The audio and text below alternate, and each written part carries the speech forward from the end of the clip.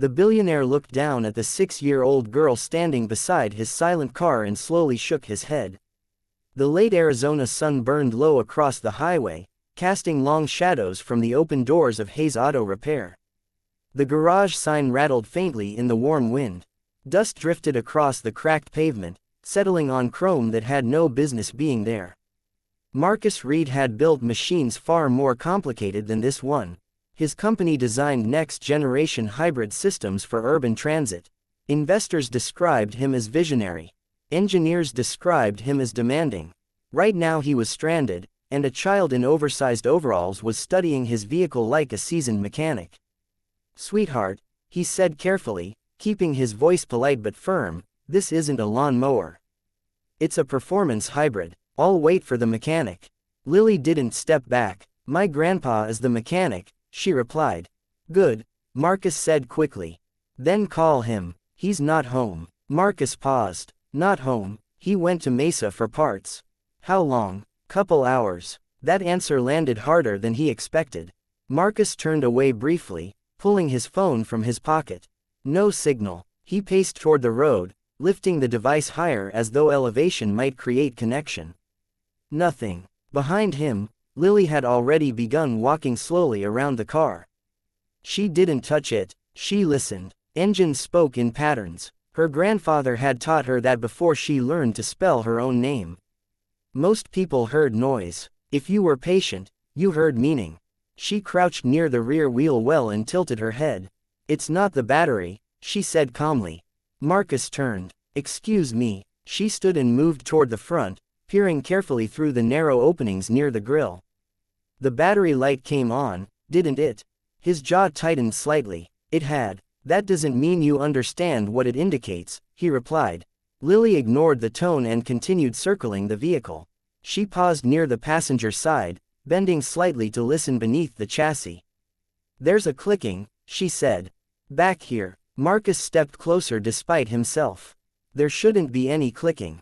"There is," Lily answered. She walked back toward the hood and looked up at him. Her eyes were steady, not defiant, just certain. "It's overheating near the fuel relay. And something's loose." Marcus stared at her. The fuel relay system in that model was custom configured. Not common, not obvious. "You read that somewhere?" he asked sharply. Lily shook her head. "I heard it." He felt a flicker of irritation. This was how expensive mistakes happened: overconfidence. Curiosity. Unauthorized hands inside machinery that cost more than most people earned in a year. "I appreciate the enthusiasm," he said, waving a dismissive hand, "but I can't have you poking around in there. If something gets damaged, it's not a simple fix." "I won't damage it," she said. "You don't know that." "Yes, I do." Marcus exhaled slowly and pinched the bridge of his nose.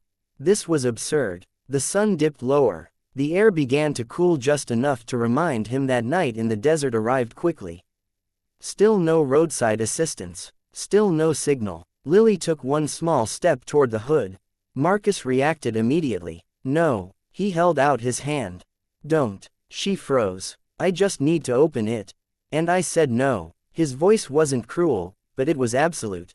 "You could short the system. You could override the software calibration. You could make it worse." Lily looked at the vehicle again, then back at him. "It's already worse," she said quietly. From inside the garage, an old country song drifted through a dusty radio. The American flag on the back wall shifted slightly in the breeze. The smell of motor oil and warm metal filled the air. Marcus stepped between Lily and the car now, protective without thinking. "Listen," he said more gently, lowering his tone. "I'm sure your grandfather lets you help. That's fine, but this car isn't something you experiment on." "I'm not experimenting. You're 6. Lily's chin lifted just slightly. "Not in rebellion, but in simple fact." "And you're stuck," she replied. Marcus almost smiled at that, but pride stopped him. He checked his phone again. Nothing. He glanced at the empty stretch of highway, then back at the little garage that looked like it had been there since before his first startup pitch. This was not the setting he was accustomed to surrendering control in. Lily folded her arms. "If you wait," she said, "it'll overheat more." "That's not how residual thermal buildup works," he said automatically. Yes, it is. For a moment he said nothing. The ticking sound beneath the hood continued faint, uneven. Marcus heard it now. He waved his hand again, firmer this time. That's enough. Step back. Lily obeyed, though her eyes remained on the engine. He walked to the driver's side and locked the car with a soft electronic beep as though sealing it off from interference. I'll handle it, he said. When your grandfather gets back, tell him Marcus Reed stopped by. Lily watched him carefully. You're not listening, she said. Marcus straightened his jacket. I listen to engineers every day, he replied. I don't take mechanical advice from children. He began pacing toward the edge of the road again, searching for signal, leaving the silent vehicle behind him. Lily stayed where she was, the wind tugging lightly at her overalls. The car ticked once more. Not random, not harmless. She looked at it, then at the man who had built an empire on innovation but couldn't hear what was right in front of him. And the desert evening settled in, patient as ever, waiting for someone to finally listen. The desert sky had turned the color of fading embers when Marcus Reed finally stopped pretending he still had control of the situation. He stood at the edge of the road, staring up at the wide Arizona horizon as if it might offer instruction. The last light bled slowly behind distant rooftops. A single star appeared, then another. The heat lifted from the asphalt in quiet waves, carrying with it the smell of dust and metal. He checked his phone again. No signal. For a long moment he simply stood there. In boardrooms hesitation was weakness. In negotiations delay meant leverage. But out here, under an open sky that didn't recognize wealth or reputation, hesitation felt different. It felt human. Behind him the silver vehicle ticked unevenly and beyond it Lily waited. Marcus lowered his arm and exhaled through his nose. Then, without another glance at the road, he turned and walked back toward Hayes Auto Repair. Each step felt deliberate. Lily watched him approach but didn't speak. Inside the garage a single hanging bulb cast a warm glow over worn tool benches and neatly arranged wrenches. The American flag on the back wall shifted gently in the breeze drifting through the open bay. The radio had gone quiet. Marcus stopped a few feet from Lily. You're very sure of yourself, he said. Lily shrugged lightly. I'm sure about the car. He studied her face. No arrogance, no nervousness, just calm certainty. He looked toward the open hood release latch, then back at her. Before we go any further, he said slowly, we're going to set some terms. Lily didn't move. Marcus stepped closer, lowering his voice, not threatening but firm in the way a man used to contract spoke. If you open that hood and damage anything at all, your family will be responsible. This car is worth more than this entire building. If it's damaged beyond repair, I will expect your family to leave this property and I will expect compensation double the value. The words settled heavily in the warm air. It was an unreasonable demand. He knew it, a reflex born from habit, risk management, leverage, protection. Lily blinked once. My grandma makes peach cobbler every Sunday, she said softly. And my grandpa built this garage before I was born. She looked around at the walls, the tools, the concrete floor worn smooth by decades of labor. We don't leave. Marcus held her gaze. This isn't personal, he said. It's business. Lily tilted her head. My grandpa says business is always personal. The statement lingered. Marcus straightened his shoulders. If you somehow fix it, if you diagnose the issue correctly and repair it without damage, I will renovate this garage. I'll fund a full restoration. New lifts, new equipment, electrical upgrades, whatever your grandfather needs, and I'll invest in it properly. The wind shifted again, stirring dust at their feet. Lily considered him carefully. And you won't change it? She asked. What do you mean? You won't turn it into something else? Marcus hesitated. He had bought companies before, invested, expanded, rebranded. That depends, he began automatically. Lily shook her head. No, she said quietly. If you help, it stays ours. For a moment he almost smiled. She was negotiating. He looked at the building again, the faded sign, the aging tools, the quiet dignity of a place that had survived simply because it worked hard and charged fair. I won't take ownership, he said finally. It remains your family's. I'll provide capital, no strings. Lily studied him, searching for something. Adults often hid conditions inside promises. She had seen that before, even at 6. You promise? She asked. Marcus met her eyes directly. I promise. The word felt heavier than he expected. The ticking beneath the hood sharpened briefly, as if impatient. Lily nodded once. Okay. Marcus stepped aside from the front of the car. Understand something, he said quietly. If this goes wrong. It won't, she replied. He exhaled slowly. You're 6 years old. Yes, sir. And you're willing to stake your home on this. She looked at the vehicle. It's not my home I'm staking, she said. It's yours. If this moment moved you, if you felt that quiet shift from power to trust, take a second to let us know. Like this video, share your thoughts in the comments and tell us where you're watching from. And if you believe stories about justice, courage, and unexpected faith still matter, make sure you subscribe to the channel so you don't miss the next one. Marcus moved aside. Lily walked to the driver's side and reached up, barely tall enough to pull the hood release. Marcus stepped forward and opened it fully. The metal rising with a controlled lift. The engine compartment gleamed under the fading light, precision engineering layered in compact perfection. Lily didn't touch anything at first.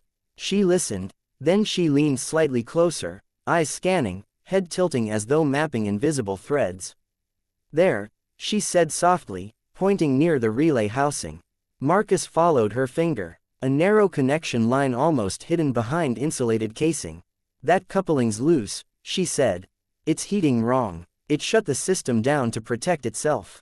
Marcus leaned in closer. He saw it now. A faint misalignment, barely noticeable.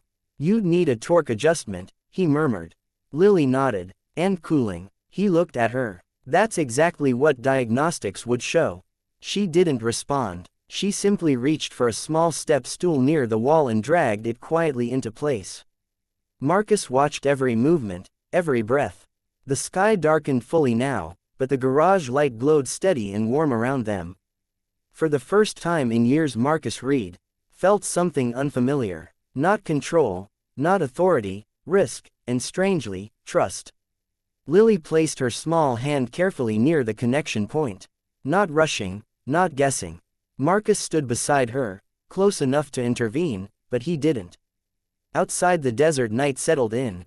Inside Hayes Auto Repair, beneath a single hanging bulb and an aging American flag, a billionaire and a 6-year-old girl stood over a machine worth more than pride, and the real negotiation had only just begun.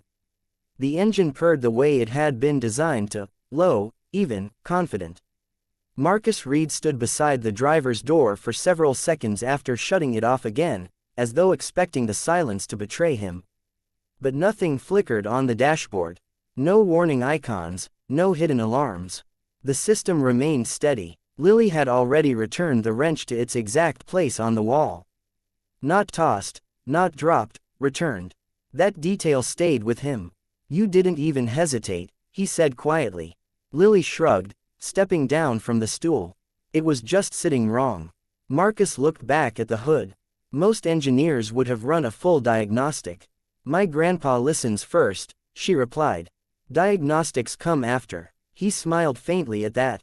The night air drifted through the open garage door, cooler now, carrying the faint scent of creosote from somewhere down the road.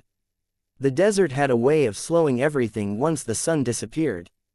Even Marcus felt a pause he rarely allowed himself. He walked slowly around the car, almost ceremonially, as if inspecting something newly discovered rather than something he already owned. You said it shut itself down, he said. Yes, sir. To protect the system. Yes. We designed that feature, he murmured more to himself than to her. Preventative shutdown in case of relay instability. Lily tilted her head. It did its job. He looked at her again. 6 years old, standing in a garage that hadn't been renovated in decades, and she had understood instinctively what trained specialists analyzed through software. What did your grandfather teach you? He asked. Lily walked toward the old wooden bench near the back wall and sat on it, swinging her boots lightly. He says engines are honest. They don't lie. If something's wrong, they'll tell you. You just have to stop talking long enough to hear it. Marcus let out a slow breath. In his world everything was noise, meetings, forecasts, quarterly earnings calls, everyone talking at once. He couldn't remember the last time he had simply listened. You weren't afraid, he observed.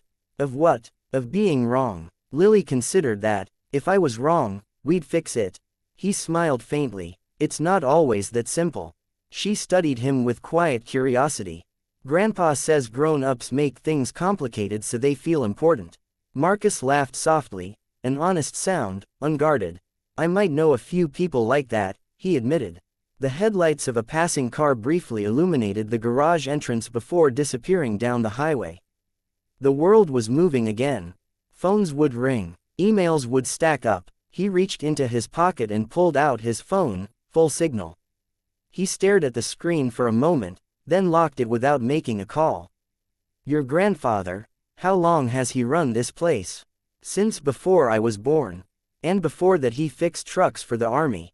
Marcus nodded slowly. That explains a lot. Lily hopped down from the bench and walked toward the old sign leaning against the inner wall, a spare one her grandfather had never hung. The paint was chipped but the letters were bold, Hayes Auto Repair. Honest work, fair price. You said you'd help, she reminded him. I did. She looked up at him. You keep promises. Yes. Grandpa says a promise is louder than money. Marcus absorbed that carefully. I keep my word, he said. Lily seemed satisfied with that answer. He walked toward the center of the garage, taking in details he hadn't noticed earlier. The cracked concrete smoothed by decades of boots, the tool drawers labeled in careful handwriting, the faded calendar pinned to the wall still turned to last month. This place hadn't failed. It had endured. You don't need to change it, Lily said quietly behind him. He turned. I know. Just help it rest. That word again, rest. Marcus felt something tighten gently in his chest. In his world nothing rested. Companies scaled or collapsed. Markets rose or fell. There was no in-between. But here this garage had stood steady year after year, not chasing expansion, not chasing headlines, just serving whoever pulled into its bay. He walked back toward his car and opened the door once more. The interior lights glowed softly.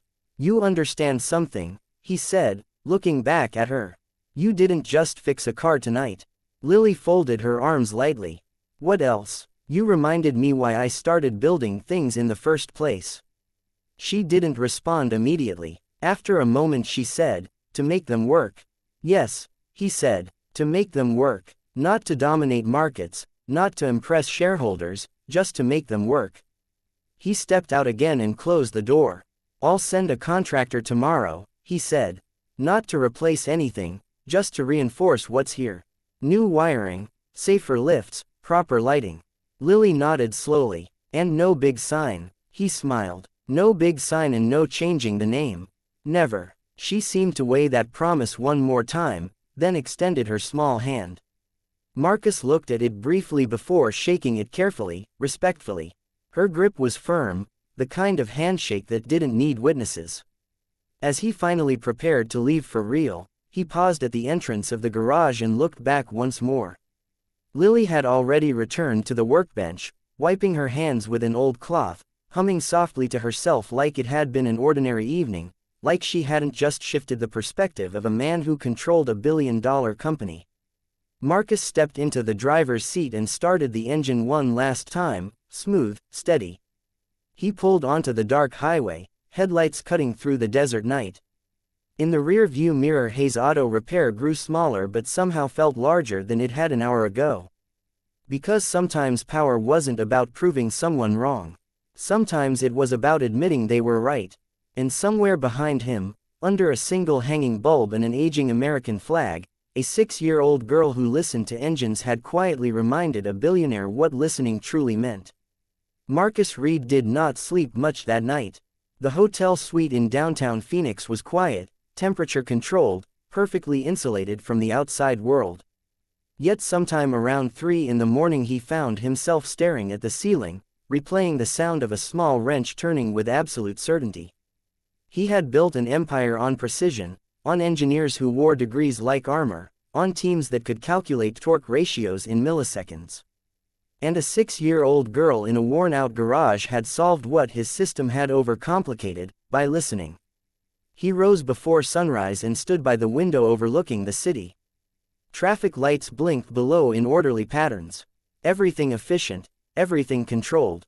Yet something about Hayes Auto Repair had unsettled him in a way no boardroom ever had. It wasn't embarrassment, it was clarity. By 8 o'clock his executive assistant had already sent 3 urgent messages regarding a product rollout delay in Denver.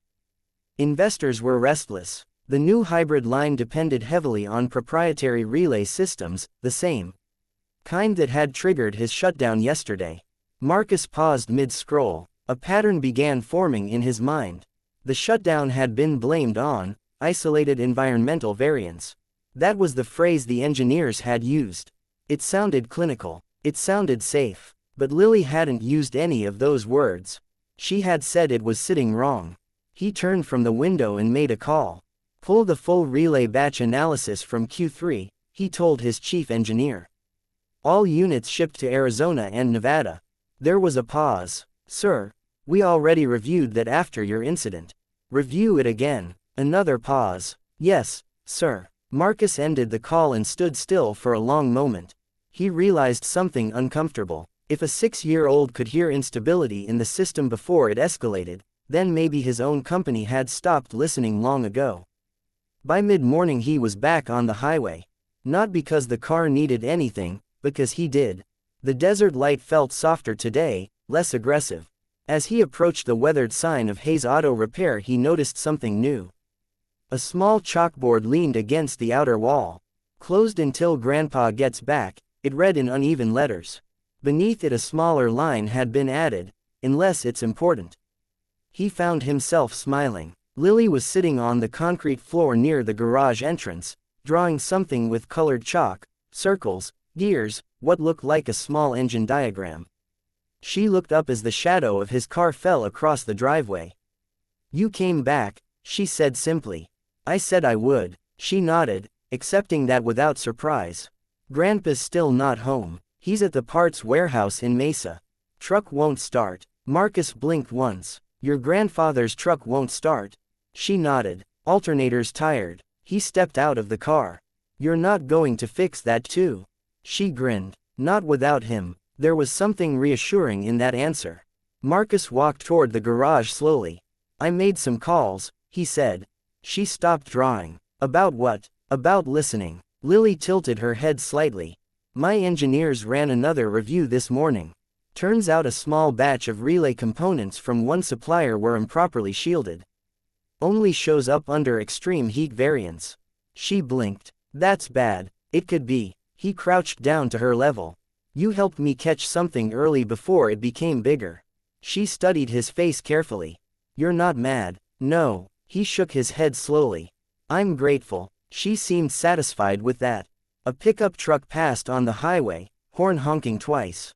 Lily waved automatically. Marcus noticed. Everybody knows you here. She shrugged. They know Grandpa. That answer lingered. They know Grandpa. Reputation built over decades. Not through advertising, through consistency.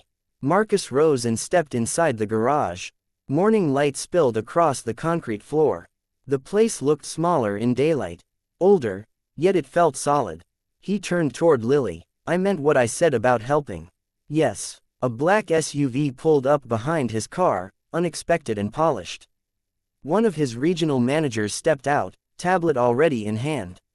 Sir, I wasn't aware you'd be. Marcus raised a hand gently. Just observing. The manager glanced around the garage, visibly confused. This is important, Marcus replied. Lily watched the exchange quietly. The manager lowered his voice. Sir, the Denver situation will wait. The words surprised even Marcus, but they felt correct. He turned back toward Lily. Would you show me something? The way you listen, he clarified. She walked to the side of his car and tapped lightly near the hood. Start it. He did. The engine came alive smoothly. She closed her eyes. Marcus felt the manager watching, perplexed. After a few seconds Lily opened her eyes again. It's happier. Today, she said. Marcus let out a soft breath through his nose. Happier. It's not fighting. He shut off the engine slowly. The manager shifted awkwardly. Sir. With respect, Marcus looked at him calmly. Do you know how many recalls we've avoided because someone on the floor caught something small? The manager hesitated. Several. And do you know how many times we dismissed something because it didn't fit the data model? Silence. Marcus nodded once. That ends now. He looked back at Lily. You reminded me that systems don't fail loudly at first. She nodded. They whisper. The manager glanced between them, uncertain how to respond. Marcus stood taller. Arrange funding for structural updates here, he said quietly. No branding, no acquisition paperwork, just safety upgrades. Yes, sir. And set up a scholarship fund under the Hayes name, technical apprenticeships for kids who learn differently. The manager blinked. Understood. The SUV door closed softly as he returned to make the calls. Lily walked back toward her chalk drawing. You're busy, she said. I was, Marcus replied. She looked up again. You still are. He considered that. Yes, he admitted, but not in the same way. A breeze moved through the open garage, lifting a thin layer of dust that sparkled briefly in the sunlight. Marcus extended his hand again, not as a businessman but as a man making a promise. Thank you, Lily. She shook it without ceremony. You're welcome. As he turned to leave, he realized something had shifted permanently. Not his company, not his schedule, him. And sometimes that was the more difficult repair. 3 days later the first news article appeared. It wasn't dramatic. It wasn't accusatory. It simply asked a question. Reed Dynamics relay systems failing in high heat regions. Marcus Reed read the headline in silence from his office overlooking Manhattan's East River. The city moved below him with its usual confidence. Taxis weaving, ferries cutting across gray water, markets were open, analysts were awake, and somewhere in Arizona a 6-year-old girl was probably drawing engine diagrams in chalk. He didn't panic, but he understood timing. The Denver rollout had been paused, quietly, internally framed as performance recalibration. Investors didn't like that phrase. It sounded like retreat. His phone vibrated again. Conference call, board members, legal. He accepted. Daniel. One voice began carefully. We're seeing volatility in pre-market indicators. The article cites internal supplier inconsistencies. I authorized a full audit, Marcus replied calmly. A second voice cut in. Public acknowledgement invites liability. Public denial invites collapse, he said evenly. Silence settled over the line. For years we had been known as decisive, strategic, efficient. But today he sounded something else. Resolved. We address it, he continued. We correct it. We compensate if necessary. We don't bury it. One board member exhaled audibly. This could cost us 8 figures. Marcus stared at the skyline. Integrity always does. The call ended without applause. Across the country in a garage that still smelled faintly of cobbler and motor oil, Lily sat on an overturned bucket, watching her grandfather tighten the alternator belt on his old Ford truck. Earl Hayes was 68, broad-shouldered despite age, hands thickened by decades of turning wrenches. His silver beard caught the morning light. You told him you'd fix it? Earl asked without looking up. Lily nodded. He didn't believe me. Earl grunted softly. They rarely do. She tilted her head. He came back. Earl stopped tightening and looked at her now. That's so. Yes, sir. Earl studied her face carefully, the way only a grandfather could. You do good work. Yes, sir. Then that's enough. He finished tightening the belt and started the truck. It roared alive with a stubborn, satisfied growl. Lily smiled. Later that afternoon a flatbed truck arrived at Hayes Auto Repair. Not to haul anything away, but to deliver something: crates, new lift arms, updated electrical panels, industrial-grade lighting fixtures. Earl stepped out of the office slowly, wiping his hands on a faded shop rag. You Lily's grandpa? One of the contractors asked. That depends, Earl replied calmly. They handed him paperwork funded through Reed Infrastructure Development. Earl read it carefully. No corporate branding, no acquisition clauses, no ownership transfer, just structural improvements. He glanced at Lily. You shake hands on this? She nodded. Yes, sir. Earl folded the paper once and slipped it into his shirt pocket. Then we'll honor it. Across state lines Marcus stood before a press podium. Flashes from cameras reflected off polished wood. We identified a supplier inconsistency in a limited relay batch distributed in high-temperature regions, he stated clearly. Out of precaution we are issuing voluntary inspections and replacements at no cost. A reporter called out, "Is this connected to the shutdown incident in Arizona?" Marcus paused briefly. Yes. The room stirred. Was the issue discovered internally? He hesitated only half a breath. No, it was brought to my attention by an independent observation. He didn't elaborate. He didn't need to. Integrity didn't require spectacle. That evening, as desert air cooled the metal siding of Hayes Auto Repair, Earl and Lily sat on folding chairs outside the garage. The new lights had been installed. They cast a warm, steady glow across the driveway. "Big man admit mistake on television," Earl said thoughtfully. Lily swung her boots. He listened. Earl nodded slowly. "Most don't." She leaned her head lightly against his arm. "Grandpa, why don't grown-ups listen?" Earl stared out toward the highway for a long moment before answering. "Because listening means you might have to change." Lily considered that. "Changing's not bad." "No," Earl agreed quietly. "It ain't." Headlights appeared in the distance. A familiar silver car slowed as it approached. Marcus stepped out without a jacket this time. He looked tired but not weakened. Earl rose to his feet. "You the one funding my electric bill?" Earl asked plainly. Marcus extended his hand respectfully. "Marcus Reed, sir." Earl shook it firmly. "Earl Hayes." Their grips held for an extra second. "Not dominance. Assessment. You didn't try to buy us," Earl said. "No, sir." "Why?" Marcus glanced briefly at Lily. "Because some places shouldn't be owned." Earl nodded once. "Good answer." They stood there in shared understanding. 3 generations bridged by something simpler than contracts. Marcus crouched down slightly toward Lily. "You see the news?" She shook her head. "Grandpa don't like TV." Marcus smiled faintly. "We fixed it." She studied his face carefully. "You listened again?" "Yes." She nodded once, satisfied. "Good." The desert wind moved gently across the highway. Marcus stood again. "There may be pushback," he admitted to Earl, "investors, competitors, people who preferred silence." Earl crossed his arms. "Truth's louder." Marcus absorbed that quietly. "You taught her well." Earl glanced down at Lily. She was already listening. "I just told her not to stop." Silence settled between them comfortably. For the first time in a long while Marcus felt something steadier than market confidence.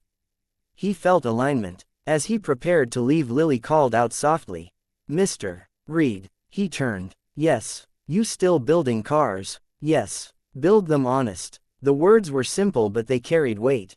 He nodded. "I will." As he drove away under the widening desert sky he understood something profound. Success had made him powerful, but humility had made him useful. And sometimes the greatest repairs weren't mechanical. They were moral. The backlash did not begin loudly. It began politely. An email from a long-standing investor questioning strategic transparency timing. A financial analyst suggesting Reed Dynamics had overcorrected in its voluntary recall. A competitor's spokesperson describing the relay issue as indicative of broader instability in executive oversight. Polite words, sharp edges. Marcus Reed read each one carefully, never rushing his response. In another season of his life he might have countered with aggressive messaging, redirected scrutiny, buried the issue beneath a new product announcement. But something in him had shifted in that small Arizona garage. "You don't bury what whispers," Lily had said. "You fix it." By the end of the week Reed Dynamics stock had dipped 12%. The board requested an emergency session. The tone was different this time, less supportive. "Marcus," said Charles Beaumont, the senior board chair, a man in his late 60s whose silver hair and measured voice carried decades of corporate victories. "We appreciate integrity, but markets respond to confidence." Marcus folded his hands on the polished conference table. "And confidence built on omission doesn't last." Beaumont leaned back slightly. "You're risking shareholder trust." Marcus met his gaze evenly. "No, I'm redefining it." Murmurs moved around the room. Another board member leaned forward. There are rumors you plan to implement a new internal review structure. One that slows production timelines. Yes, Marcus replied calmly. Field listening audits. Engineers embedded in real-world environments. Direct driver observation. Fewer simulations. More reality. A younger executive scoffed quietly. That's inefficient. Marcus paused before answering. Efficiency without awareness is fragility. The room fell still. Beaumont studied him carefully. You've changed, Marcus. Marcus considered that. Yes. Back in Phoenix the change was quieter but just as visible. Hayes Auto Repair had new overhead lighting now. It illuminated every corner clearly without erasing the character of the place. The concrete floor had been resealed but the original cracks remained like lines on an aging face. Earl stood beneath one of the new fixtures, examining the wiring work. They did it right, he admitted grudgingly. Lily knelt beside an old carburetor on the bench, carefully cleaning it with a cloth. You trust him? Earl asked. She didn't look up. Yes, sir. Earl nodded once. Trust's expensive. Lily paused. So is fixing what breaks. Earl let out a low chuckle. You've been thinking again. Later that afternoon a black sedan, not Marcus, pulled into the driveway. Two men stepped out. Suits. Sunglasses, not contractors. Earl noticed immediately. Lily did too. Afternoon, Earl said evenly as they approached. One of the men offered a polite smile that didn't reach his eyes. Mr. Hayes, we represent Beaumont Strategic Holdings. Earl's expression didn't change. Never heard of it. You wouldn't have, the man replied smoothly. We're interested in ensuring community businesses remain independent. Lily watched quietly from near the garage door. We heard about Mr. Reed's involvement here, the second man added. We'd hate to see your shop drawn into corporate turbulence. Earl wiped his hands slowly. You threatening me? Of course not, the first man said lightly. Merely advising caution. Markets are volatile. Allegiances can be misinterpreted. Earl stepped forward half a pace. This garage has fixed trucks for 38 years. We ain't aligned with nobody but whoever needs honest work. The man's smile tightened slightly. Just be careful who you associate with. They returned to their sedan and drove off without further explanation. Lily stepped closer to her grandfather. They didn't like him telling the truth, she said quietly. Earl exhaled slowly. No. That evening Marcus's phone rang as he stepped out of another board session. Unknown number. He answered. Mr. Reed. Earl's voice came steady through the line. You make enemies telling the truth. Marcus's expression shifted slightly. Yes. Two of them stopped by today. Marcus closed his eyes briefly. I'm sorry. Earl's tone remained even. Don't apologize. Just understand what happens when powerful folks feel embarrassed. Marcus looked out over the city skyline again. They try to regain control. Exactly. A pause lingered between them. You still believe this is worth it? Earl asked. Marcus thought of the press conference, the recall, the stock dip, Lily's steady voice telling him to build them honest. Yes, he said finally. Good, Earl replied, because we ain't backing down neither. The call ended with quiet understanding. The next morning Marcus made another announcement, not to the press but internally. Reed Dynamics would publish supplier transparency reports quarterly, publicly. No corporation of its size had ever volunteered that level of disclosure. By noon financial media exploded. Radical transparency. Risky gamble. Leadership evolution or executive instability. Charles Beaumont called again, voice less patient this time. You're undermining investor leverage. Marcus stood at his office window, sunlight reflecting off the river below. No, he said calmly. I'm protecting long-term trust. You're naive if you think competitors won't exploit this. Marcus allowed himself a small, almost private smile. They already tried. Silence lingered on the other end. Beaumont's voice lowered slightly. This could cost you your position. Marcus's reply came steady. Then it costs me. He ended the call. Across the country Lily stood outside the garage, watching a small desert storm gather in the distance. Dust rose in spirals beneath the darkening sky. Earl joined her. Storm coming, he said. She nodded. They always do. Wind swept across the open lot, rattling the old metal sign. "Grandpa, why do storms get loud when they're scared?" Earl looked down at her. "Storms ain't scared." She squinted at the horizon. "They sound like it." He smiled faintly. "Maybe noise ain't always strength."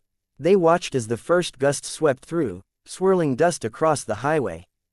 Back in Manhattan, Marcus stood in a glass tower as headlines swirled just as fiercely. But somewhere deep beneath the noise something steadier was forming. Not market dominance, not corporate image, foundation. Because truth didn't always roar.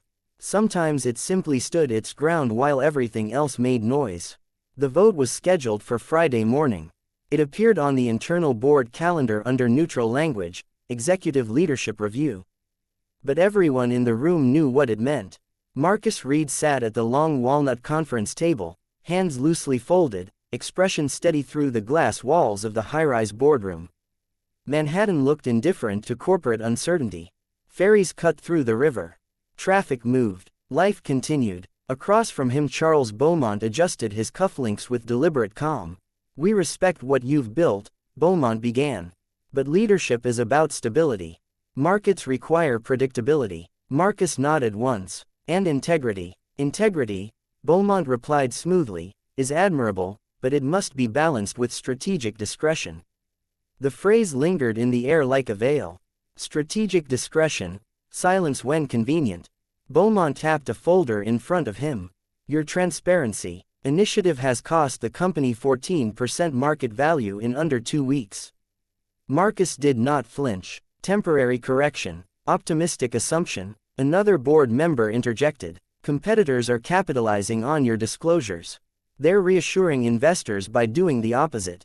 "By hiding?" Marcus asked calmly. "By managing optics." Marcus leaned back slightly. "Optics didn't prevent the relay flaw."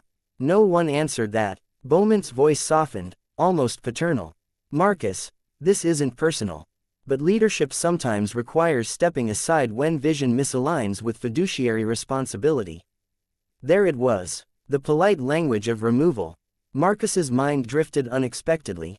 Not to financial projections, not to investor calls, but to a small garage in Arizona, to a child standing on a wooden stool, listening before acting.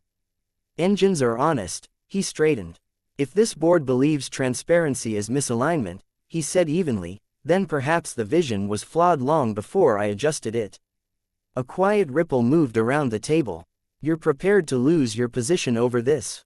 Beaumont asked. Marcus held his gaze. "Yes." The room went still. In Phoenix, the desert air carried the smell of rain, though none had fallen yet. Lily sat cross-legged near the garage entrance, carefully polishing a small brass name plate Earl had found in an old toolbox. "Hayes Auto Repair. Established 1987. Earl leaned against the workbench, arms folded. "You worried about your friend?" he asked. Lily considered the question. "He's not my friend. He's learning." Earl let out a low chuckle. "That's so." She nodded. "He listens now." Earl studied her thoughtfully. "Listening makes enemies sometimes." Lily looked up at him. "So does lying." The words were simple, not dramatic. "Just true." Earl nodded slowly. "That's right." Back in Manhattan, the board's legal counsel slid a document across the table. "Voluntary resignation preserves your reputation," he said carefully. "A formal removal would create narrative complications." Marcus glanced at the paper but did not touch it. "What happens if I don't sign?" Beaumont answered quietly. "We proceed with a vote. And if the vote removes me, you walk away with severance." Marcus allowed a small, almost tired smile. "You misunderstand. I'm not negotiating compensation." He stood slowly. "I'm protecting direction." He looked around the table at men and women who had once applauded his risk-taking. "You hired me because I built something disruptive," he continued. "Now you want something comfortable." "Comfortable is stable," someone replied. "No," Marcus said softly. "Comfortable is fragile." Silence. He placed his palms lightly on the table. "If you remove me, Reed Dynamics will revert to managed perception. Short-term reassurance, long-term erosion." Beaumont's jaw tightened. "You presume too much." Marcus met his eyes evenly. "I built it." The tension in the room thickened.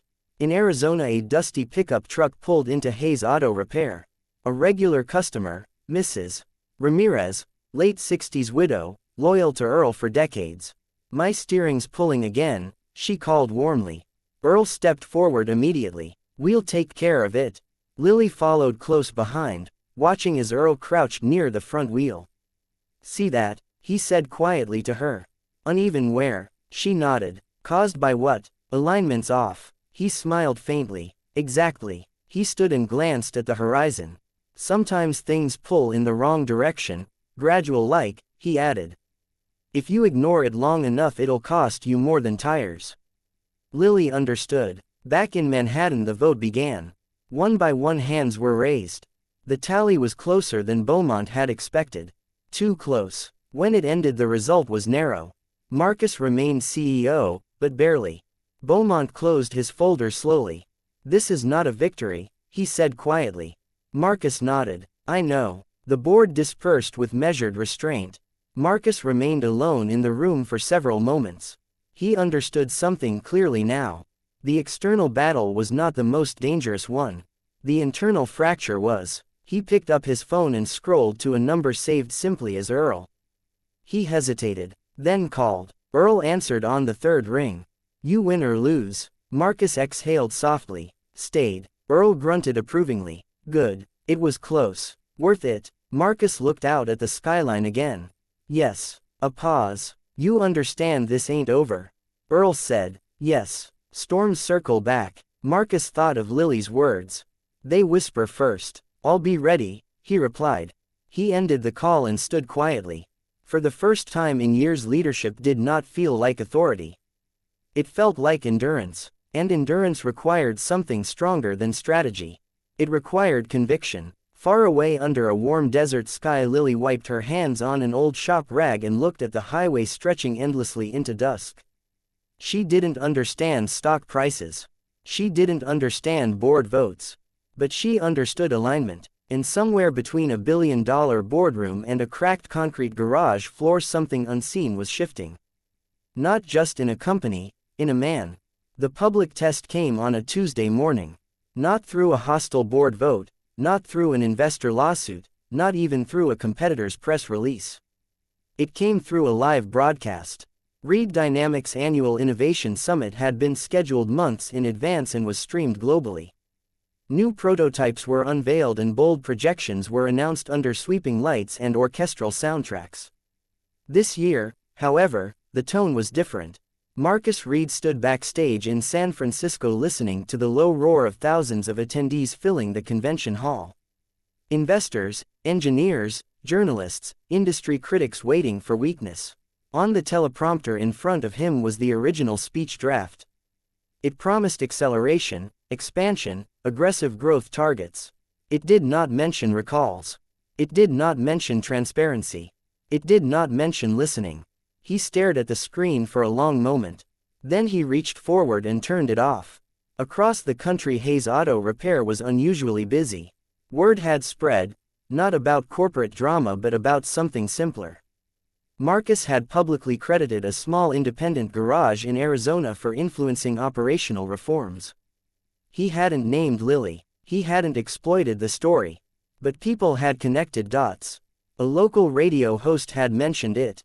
Then a regional news station. Then a national business segment. Now curious drivers were stopping by, not for spectacle but for honesty. Earl stood beneath the upgraded lights, steady as ever, tightening bolts on a delivery van. We're not a museum, he muttered when a camera crew approached politely. We understand, the reporter replied gently. We're here because something rare happened. A corporation admitted it learned from you. Earl wiped his hands and nodded toward Lily, who was quietly organizing socket wrenches by size. Learned from her, he corrected. Lily didn't look up. Back in San Francisco the stage lights brightened. Marcus stepped into view. Applause filled the hall automatically, habitual, corporate, practiced. He stood at the podium without notes. For years, he began calmly, we've defined innovation as speed. The audience settled. Faster production, faster rollout, faster market capture. He paused. But recently I was reminded that speed without awareness is simply motion. A few heads tilted. In Arizona, during what should have been a routine shutdown event, Someone listened to our system more carefully than we did. He didn't dramatize it, he didn't sentimentalize it. She reminded me that machines whisper before they fail. Silence fell across the massive hall. And so do organizations. The investors in the front rows shifted slightly. We have spent the past month correcting a supplier flaw, he continued. But more importantly, we've begun correcting a culture flaw. Now the room was completely still. We prioritized optics over observation, growth over grounding, data over direct experience. A journalist lowered her camera slightly. That changes now. He stepped away from the podium, walking slowly across the stage. Today Reed Dynamics is launching a new initiative, the Listening Lab. The massive screen behind him illuminated not with product renderings but with footage of engineers in real-world environments, desert highways, snow-covered roads, small-town repair shops. We will embed engineers in communities. We will audit supplier processes publicly. And we will fund independent technical education programs across underserved regions. A ripple of surprise moved through the hall.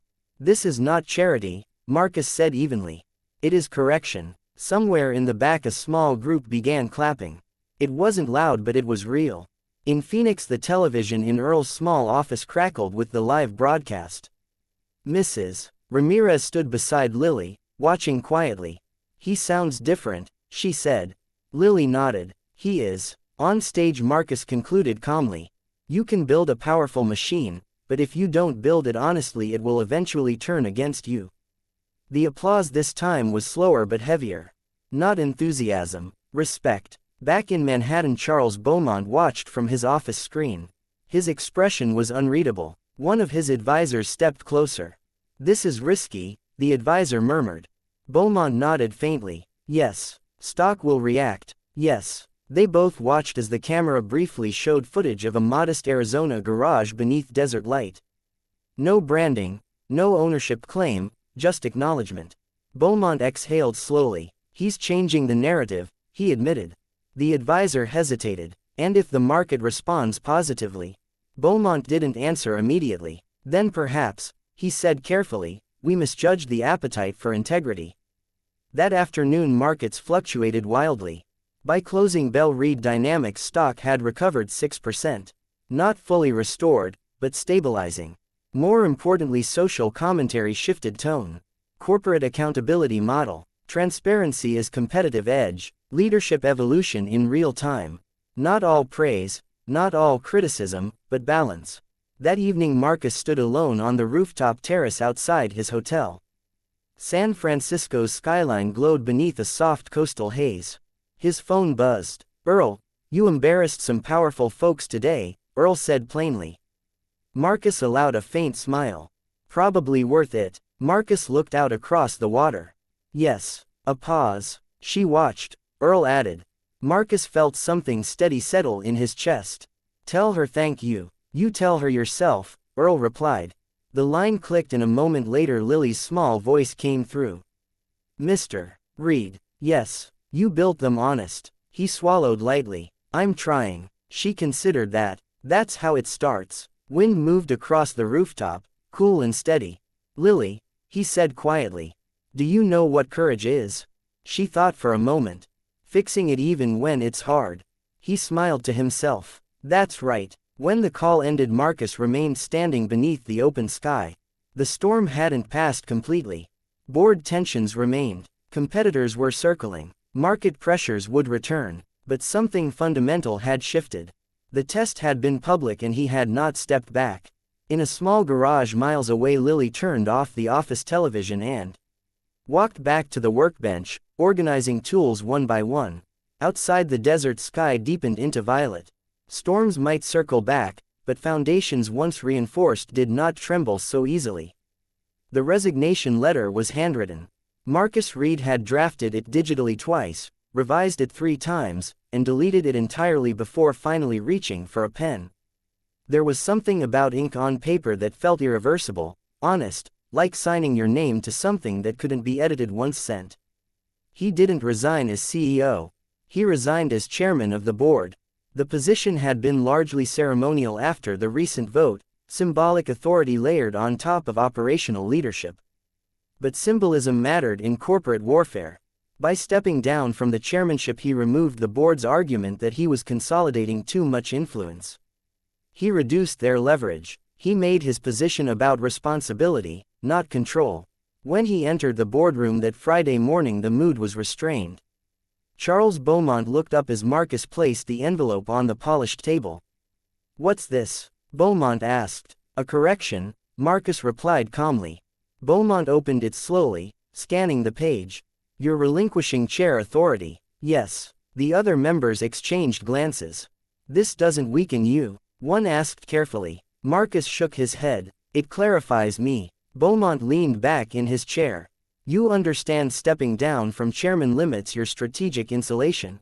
"Yes." "You'll be exposed to shareholder pressure directly?" "Yes." "And you're comfortable with that?" Marcus met his gaze evenly. "I've learned something recently. If you build honestly, insulation becomes unnecessary." Silence settled over the room. It wasn't defeat they saw in him. It was resolve without ego. Beaumont folded the letter once and set it down. "This changes the tone," he admitted quietly.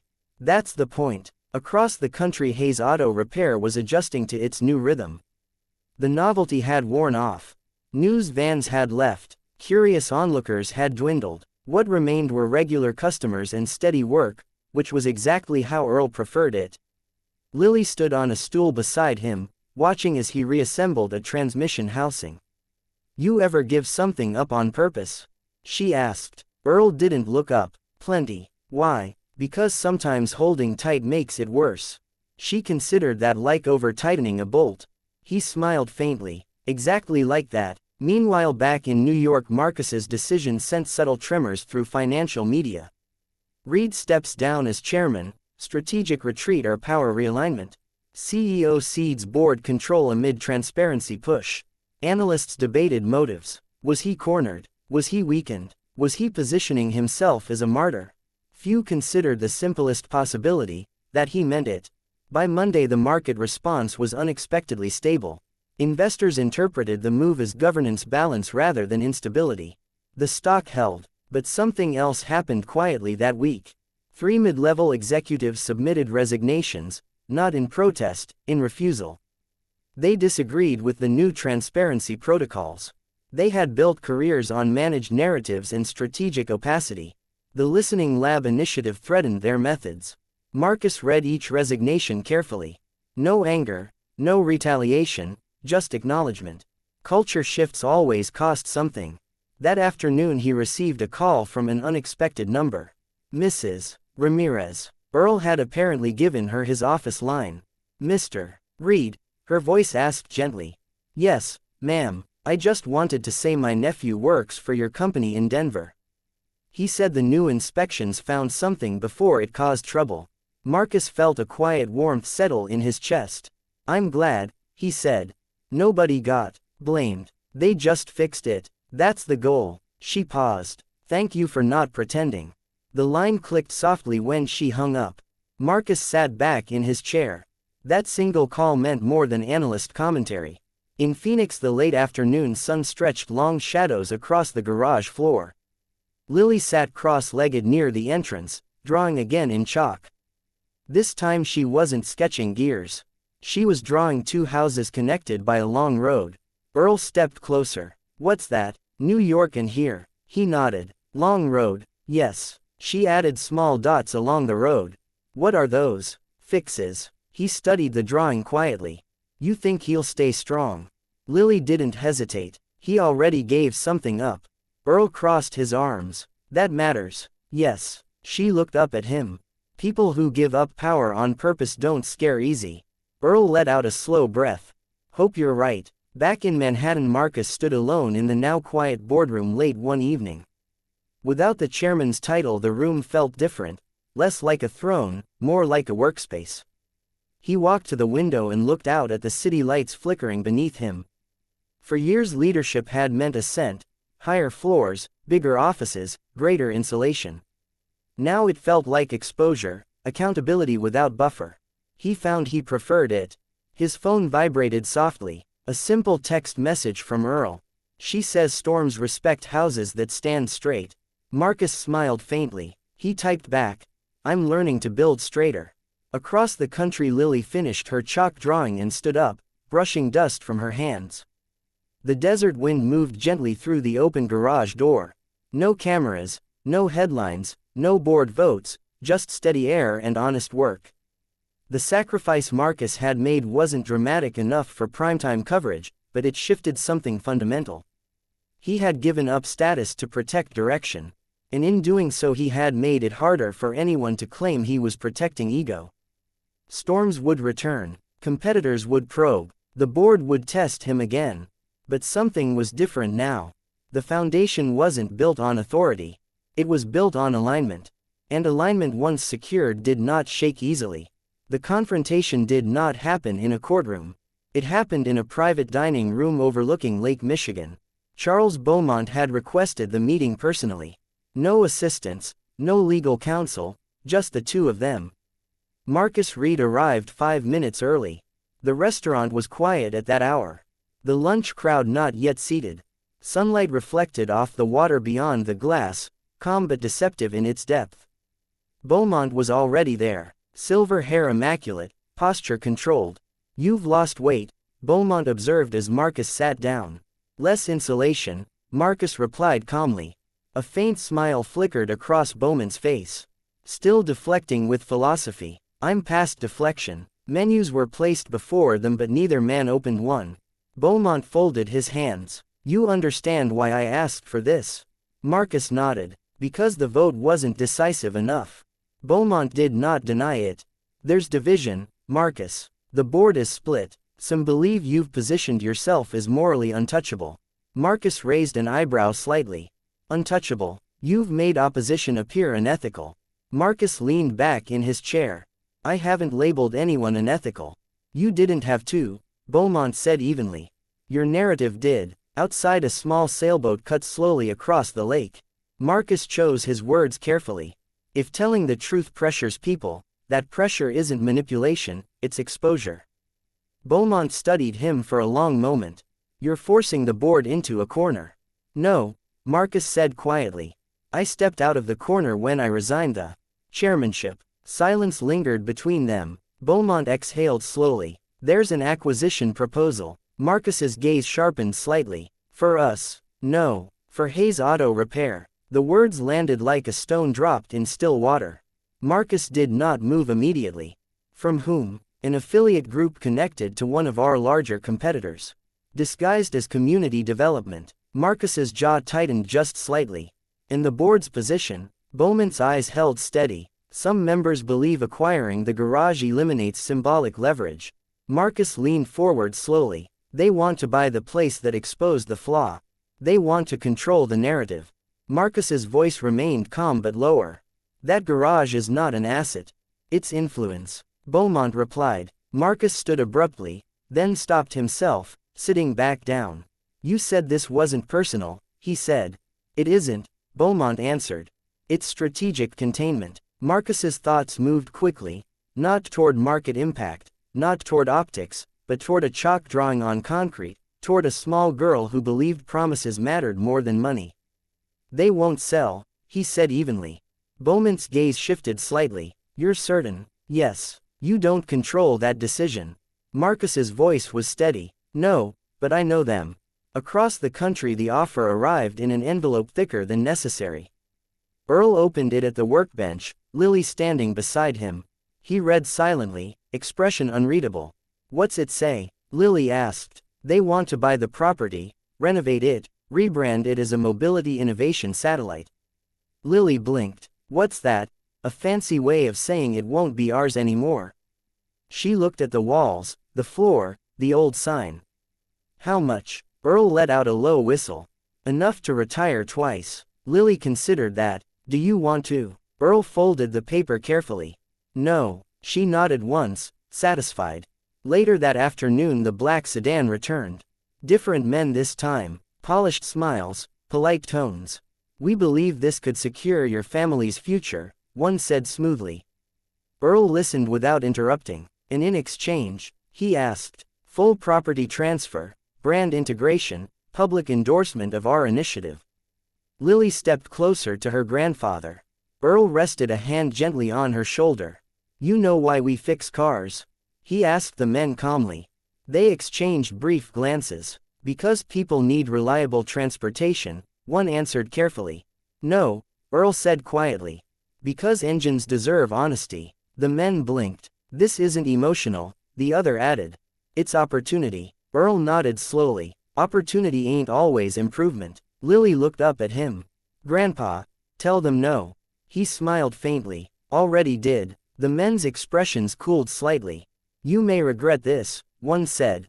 Earl's eyes didn't waver. Not likely. They left without shaking hands. Back in Chicago, Beaumont studied Marcus carefully. They refused, Beaumont said finally. Marcus didn't smile. I told you. Beaumont leaned back in his chair. You realize this strengthens your position. Marcus shook his head. It strengthens nothing. It weakens the opposition. It proves something simpler, Marcus said quietly. Integrity isn't for sale. Beaumont's gaze lingered on him. You're forcing the board to choose. No, Marcus replied. I'm forcing them to reveal. The waiter approached, hesitant. Gentlemen, are we ready to order? Beaumont closed his menu without looking at it. Black coffee. Marcus nodded. The same. When the waiter left, Beaumont spoke again, voice lower. If this escalates, there will be a formal challenge. Marcus met his eyes evenly. Then we'll face it. Outside, the lake remained calm, but beneath its surface currents moved steadily. In Phoenix, Lily sat on the hood of Earl's old truck, watching the sun sink behind distant mountains. You think they'll come back? She asked. Yes, Earl replied. You scared? He considered the question. No. Why? Because we ain't hiding nothing. She leaned her head against his arm. Neither is he. Earl nodded. That's why they're nervous. As night settled over the desert and over the city skyline miles away, the lines were clearer than before. This was no longer about a faulty relay or stock fluctuation or public relations. It was about control, and control does not yield quietly when challenged by truth. The next move would not be subtle. It would be direct. The formal challenge arrived in the form of a letter marked Special Session Notice. It was delivered not by email, not through internal channels, but by courier, heavy paper, embossed seal, the kind of symbolism meant to communicate seriousness. Marcus Reed read it alone in his office. A shareholder coalition led quietly by Charles Beaumont's allies was invoking a governance clause, a vote of no confidence in the CEO's leadership direction. Not misconduct, not financial fraud, not negligence, direction. He exhaled slowly and folded the letter once. Outside his window, Manhattan moved as always, unaware that power structures were shifting several floors above. He picked up his phone and called Earl. You hear the storm yet? Earl asked before Marcus could speak. Yes, Marcus replied calmly. It's official. They going public? Yes. Earl was silent for a moment. You steady? Yes. You sure? Marcus glanced at the skyline. I am. In Phoenix, Lily stood at the edge of the garage driveway, watching heat shimmer off the asphalt. News vans had returned, not for celebration this time, but for conflict. Corporate power struggle at Reed Dynamics. CEO faces removal vote amid transparency reforms. A local reporter approached carefully. Mr. Hayes, do you believe your garage is connected to this corporate dispute? Earl wiped his hands on a cloth and answered evenly. This garage fixes cars. But Mr. Reed has cited you as inspiration for major reforms. Earl nodded once. Then I hope he keeps fixing what's broken. The reporter glanced toward Lily. And you, Lily. Lily blinked up at the camera. Engines whisper first, she said simply. The clip aired nationally within hours. Back in New York, Marcus watched it without expression, then he turned off the screen. The special session was scheduled for the following Thursday. Shareholders would vote on retaining or removing him as CEO.